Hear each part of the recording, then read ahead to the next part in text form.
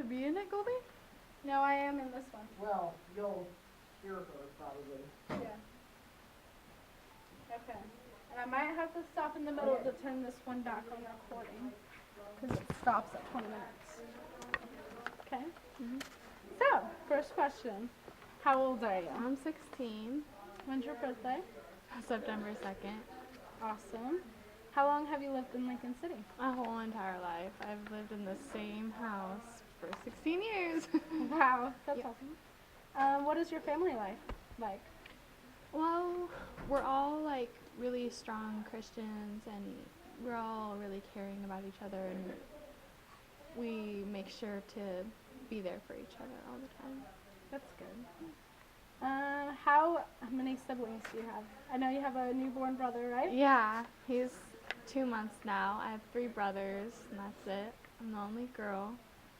And there's Sam, he's older than me, and then Michael, and then Gabriel's the baby. I know. So how and when did you find out about lupus? Well, let me see. Last year before April, I was just feeling awful, and I went to the doctors, and they said there was a possibility that I had a autoimmune disease, and I found about lupus. Sorry. Do you go to the doctors here in Lincoln City? Well, at first I did, but now I see a specialist in Portland. I see a rheumatologist and a nephrologist. Here in Lincoln City? No, in Portland. Oh, in Portland. Yeah. Wow. Why were you tested for it in the first place? Just because you didn't feel good? Well, I had like the classic symptoms of lupus. Basically, there's 11 characterized symptoms, and I had 8 of 11, and you only have to have 4 to be classified as having lupus. So I was really, really sick. So. Do you still now have 8 still, or has it gone? They don't go away, but they come in flares. Flares is like when you don't feel well, or sometimes you could get sick and they come back, or you're too low on some of your medications and they come back, or if you get overwhelmed or stressed, there's a lot of triggers that can cause a flare up. And if somebody didn't know what lupus was, how would you explain it? I'd explain it by it's an autoimmune disease, which means your immune system is attacking healthy cells, which means your organs and joints. So basically your whole entire body, your hair, your skin, your vital organs, like your brain, lungs, hearts, kidneys, liver, anything and everything can be affected by it. Wow. How often do you go to the doctors now? I go about every month or so. I go every month to get blood work done here, and it's sent to Portland to my specialists, and then I go and meet with them, and we kind of talk about the results and how I'm doing, and it basically shows if I need to go up on medications or down on medications or how I'm doing. Yeah. Yeah. So when you first found out in that doctor's office, what was the atmosphere like? Gosh. I actually didn't cry. My mom cried. She was there. Because I kind of felt it coming because we've been speaking about it for so long. But when I was actually diagnosed, I was just so surprised that something like this could happen to me. I didn't realize that something this awful could happen to me. And I just kind of always looked at cancer patients and people that have awful diseases. I'm like, oh my gosh, they're so strong, and I don't know how I'd handle it, but I mean, I don't know, I was pretty strong. It was scary though. It was scary at the beginning, not knowing. I still didn't know much about it, so. Yeah. And then did you start learning afterwards? Oh yeah, the first day that I talked to the doctors about it, I went and researched, and I actually wrote papers in English that when we were assigned a paper, I did it on lupus so I could learn more and how to adapt and learn how to live with the disease and medications and stuff like that. Yeah. Is there a lot of medications for Oh my it? gosh, yeah. I take who knows how many. I take probably about 6 or more just for lupus alone, and then 3 or more for the side effects that the lupus medications give me.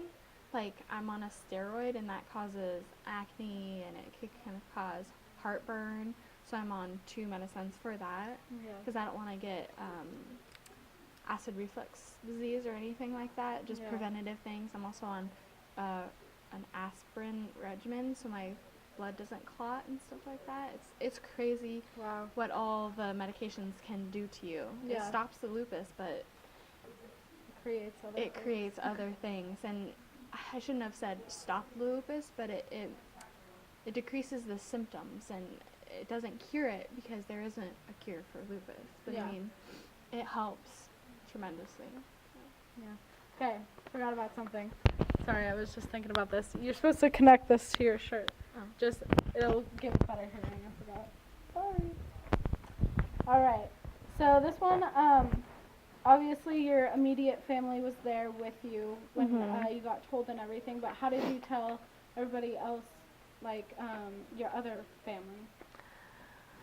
Well, gosh, I don't have much family, but my biological mom and my dad's grandparents, I just called them, and they knew I was having health issues in the beginning, and that I kind of told them that it could be some awful autoimmune disease, and they handled it very well. It helped me stay strong. I think my family was the one that kept me, positive.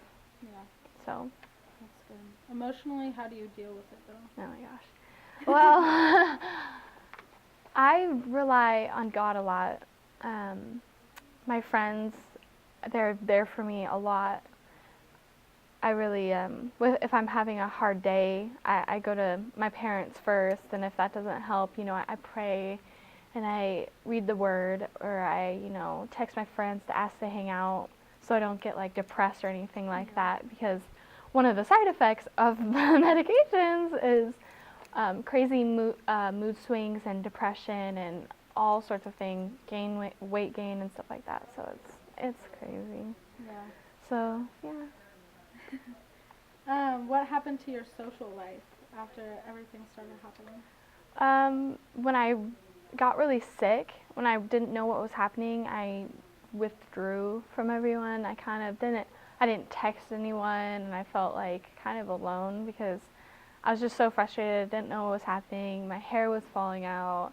I couldn't get out of bed. My hands wouldn't work. I couldn't even zip up my jeans or button my blouses or do my hair or anything like that. Everything was like 100 times harder, and I didn't understand. So I was just frustrated at everything. So I didn't really have a lot of friends then, and I didn't really tell a lot of my friends what was happening because I didn't want them to worry. Yeah. But after I was diagnosed and got on medications, I got stronger, and my friends helped me grow, and I'm a better friend and a better, person to talk to because I'm in a different mindset than I was before. So yeah, I feel like I've actually grown and got more friends through being diagnosed because I realized I need to stop being so judgmental and, be myself and being kind to everyone and respect everyone, and that's gotten me more friends and, everyone's nicer. I don't know if that's because I'm sick, but everyone seems to be nicer. So. Yeah. So your day-to-day tasks, you were talking about how your hands and stuff, it wouldn't work. Like, why was your hands, like, why did that happen? And basically, one of the symptoms of lupus is chronic joint pain, where any one of your joints can get swollen or inflamed to a point where you can't even work them. And what happened in my hands is there's a trigger mechanism in all of your fingers, and my knuckle was so swollen that it couldn't work, so it was stuck in a position like this, and I couldn't open it, and it hurt extremely bad because the tendon was being strained, and it was just I couldn't grip because everything was so swollen. It was like all my fingers were broken. It was awful, and my shoulders and my hips and my knees and my back, everything was just so inflamed that I couldn't move. And another symptom is extreme fatigue. So I obviously felt awful, couldn't get out of bed. And when I did go and get blood tests for the first time, there's a little blood test to show how inflammation occurs in your body, and it should be like in a range of like 1 to 6 to 100, and mine was at 99. Oh my So gosh. I was extremely sick. Like when my doctors saw me and like went over the work for the first time, they were surprised that I was doing as well as I was. Like I wasn't to a point where I couldn't even move or bedridden because I was so sick. And so that 99, was that how much you were swollen? Like, Yeah, it's a percentile in your blood. oh, wow. It's crazy. I don't even understand how that they could, tell through blood, but yeah. That's crazy. So what happened to your relationships? You explained how like at first it was hard to have a relationship with him, but how is it I was now? just so angry, and not that I was angry at God or the world or anything. I was just kind of angry at myself. I don't know why. I was just like, how could I do this? Yeah. I felt like it was my fault that I was sick, but through that, I've grown, and my relationships with my friends have kind of strengthened. They haven't weakened, or I haven't lost any friends or anything because of this. I've grown so much closer. I think it's because I'm so much more sure of myself now, and I'm okay with being who I am. So I don't care if people judge me, so I take that chance and to talk to new people and, socialize with people I don't usually. Yeah. That's awesome. Has your grades suffered from any of this? No, actually. Yeah. I've always been a 4.0 student, so I mean, when I was diagnosed, I was out of school, and before I was diagnosed, I was out of school so much because I couldn't do it. So I, did all the work. I had teachers send homework, and I did everything, and I maintained a 4.0. I'm still maintaining a 4.0, even through my 3 college classes. That's insane. I know. I don't even know how I did it, but I'm still doing it. How much harder is it now? Oh gosh, it's like it's intensified. Everything is different because the medications alter the way your body works, so you have to adapt to that, especially the steroids. And I'm actually on a form of chemotherapy right now because I was also diagnosed with lupus nephritis, which is when the lupus is vigorously attacking your kidneys. I was diagnosed with stage 4 or class 4 lupus nephritis, which is the worst kind. If you continue to leave it untreated, you'd need a double kidney transplant or a kidney transplant. And I was put on the chemotherapy. It's in a pill. It's just a subtle chemotherapy pill that completely reversed the damage done to my kidneys. So I'm fine now. They're working better. There's still, the fact that they are being attacked, but it's nothing compared to as it was. Yeah. So what are the risks of this? Like, since you can't really treat it, Well, of course, there's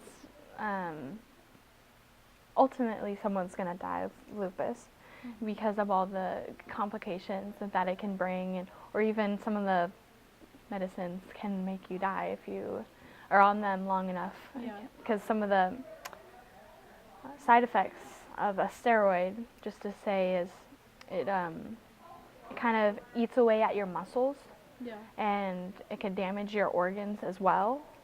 But that's if you're on it long term, and I'm actually weaning off of it right now. But a lot of the times people have a lot of surgeries and a lot of hospitalizations Yeah. and things like that. But I mean, I don't see myself in the future being extremely sick. I see myself how I am now, getting better and better. I hope, by the time I'm in college, I'll be weaned off of all the medications I'm on now to nothing. That's my hope. Yeah. How has your body physically changed? Like, it was really bad at the beginning, right? Yeah. But now, how is it going with your body? I actually just had to cut off my hair, as you could tell.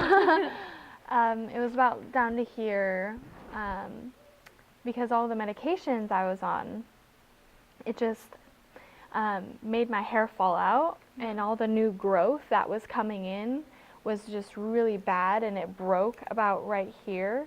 So from right here down was so much thinner from here up. Yeah. So I had to cut it off to, start over. And at the beginning, I was just losing so much hair, and oh goodness, it was bad. But now I'm able to, work out, I know what I can do and what I can't do because of my joints or, being too weak or something like that. And I've actually progressively gotten better and better, and I'm getting into better shape and everything. So That's good.